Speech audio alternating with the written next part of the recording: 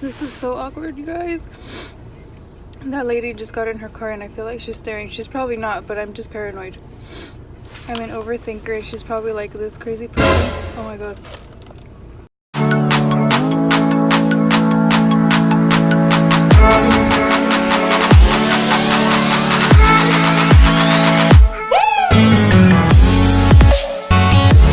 Because this is a story time about one of the girls in the DUI video, so I didn't want them to be like, oh, that's all this bitch can talk about. Like, no bitch, but you put me through one of the worst things in my life, like twice. So I'm gonna talk about it. So if you guys have babies, then you know that towards the end of your pregnancy they make you go to appointments like every week, I believe. And so I went to one of those appointments. This was like 3 weeks before my delivery date, 2 or 3 weeks. I went to my appointment, everything was great. As I'm leaving, I exit the elevator and I see this girl's mom like walking towards one of the elevators. But I'm pregnant, what am I supposed to do? You know, like, I'm not gonna start drama with this person. And for what? You know, the drama with her daughter has nothing to do with her. And like, it just, I was not in one of the vibes to fight. Like, I'm 9 months pregnant, I'm waddling around like a fucking penguin, I'm not gonna fight. So I sit in my car looking for some music, and then as I pull out, I see a car get really close behind me. And it was kind of weird, but I'm like, maybe it's nothing. But I'm the type of person that's hella paranoid. Like, any little car following me or any car following me, I'm just like, and I realize it's her. She's in a black Nissan. I realize it's her.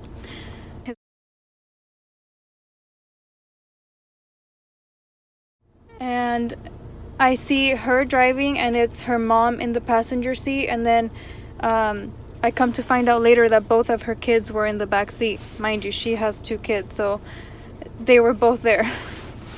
And as I'm going, I go down Middlefield and I bring my car to a complete stop. Like, I completely stopped it just to see if she would go around, because I'm like, what is she following me for? What is she gonna do? I'm 9 months pregnant. What do you want to do? Get down? Like, what? I didn't get it. And so I stopped the car and I'm going like, what? Like, what do you need? And I can read her lips. She's going, go, go, go, and like recording me. She pulls out her phone and she starts recording my car and saying go, and she's honking.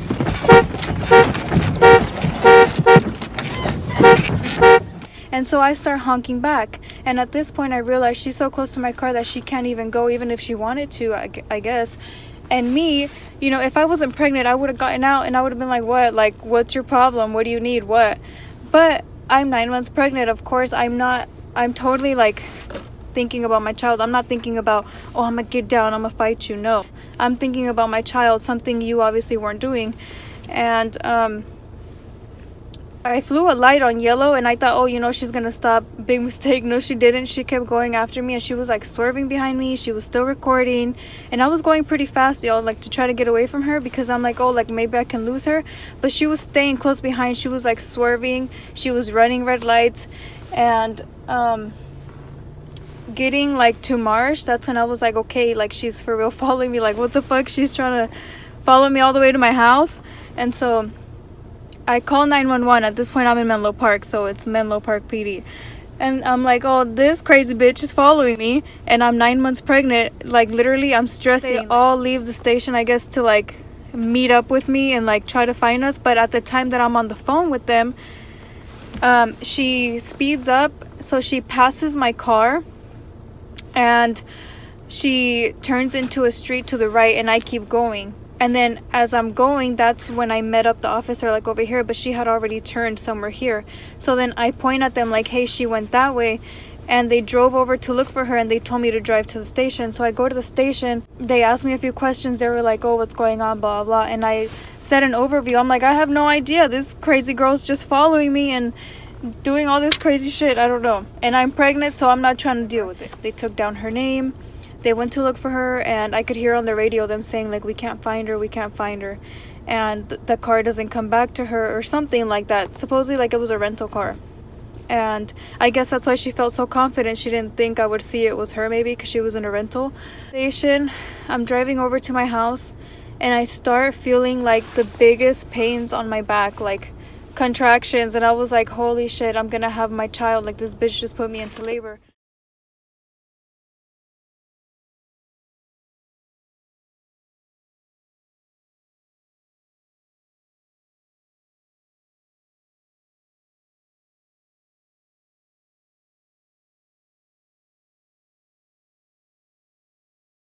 Pain never went away. Like, she literally put me into labor. Like, she scared me into labor, and the only thing I can think is, you know how when you read about animals that supposedly when they get scared and they're close to birth, like they'll like drop their baby and like run, I guess. Like, that's their way of like being free because they can't run with the baby. So I guess a human's body has the same like way of thinking. I don't know if that makes sense, but you pretty much, you're like in flight or fight. You're like, holy shit.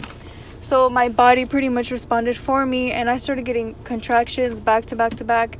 And that night, that was on July the 3rd. That night I was in so much pain.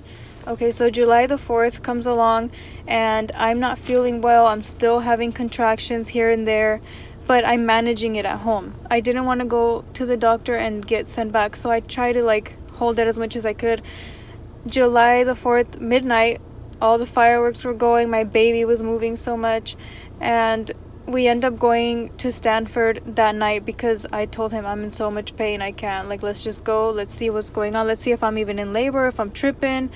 And we go, and they said, go back home because you're not open, but you are having contractions. And I explained to them what had happened about me getting this whole scare, you know, about her crashing into my car or whatever.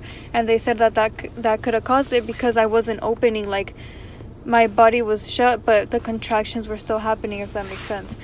And so they said this could go on for a day or 2 weeks. And I was like, what the? Because the pain was unbearable. And they sent me back home. I stayed there the whole night of July the 4th, and then July the 5th came. And then July the 5th at night, mind you, that whole day I was home suffering. I was crying. I was like holding on to stuff. I was bending over. I just didn't know what to do. It's the worst feeling ever. So, hold on. There's a guy next to me. It's so awkward. I hate filming around people. Ugh. I need to get over that, you guys, but bear with me right now. What part was I at? So the night of the 5th comes along, and we go back to the hospital. Mind you, I'm dying. I'm like, oh my god, these contractions are horrible. We had to stop every 2 to 3 minutes because the car moving was deadly.